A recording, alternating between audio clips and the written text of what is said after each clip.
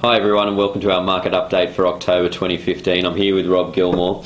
No real surprises with the decision today, Rob? Look, that's right, Aaron. The Reserve Bank has stayed firmly on the sidelines again this month, leaving the cash rate at hold at 2%.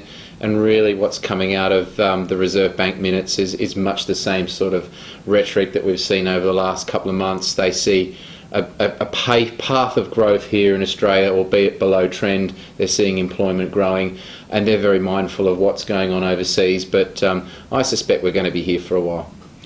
Yeah, again, not surprising.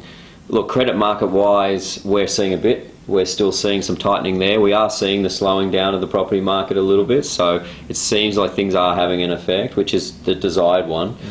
But credit policy is tightening in the investor space. That's what's happening. Investor loans are getting harder to get. Slowly but surely they're tightening and tightening.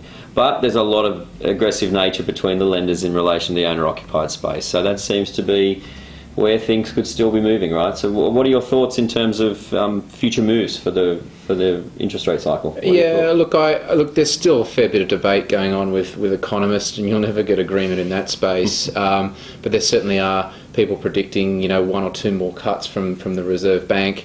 Look, I suspect that's probably not going to happen, and rates will probably stay where they are sort of well into next year, and they won't cut unless they really see something overseas that creates a shock, or all of a sudden the data turns bad in Australia. I think they recognise that things are pretty accommodative at the moment, and the low rates are doing their trick, and they're going to keep a few bullets in the gun should they need to if anything unforeseen arises. So I'd say rates on hold. Yeah, okay.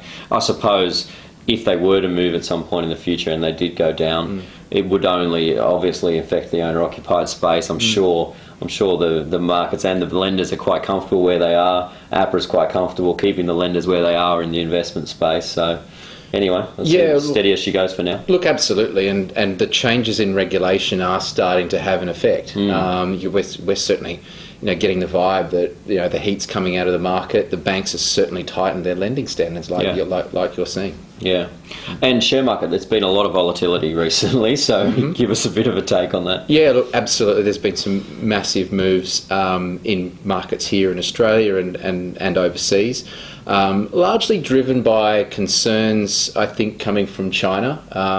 The US Federal Reserve delayed its rate increase because of what they're seeing in China.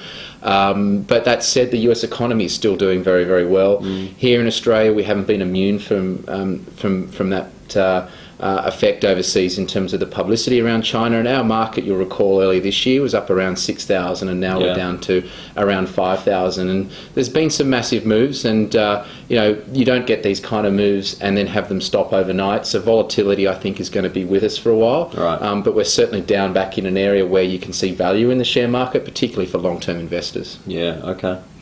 Well, look, that's our market update for October 2015. We'll see you again next month.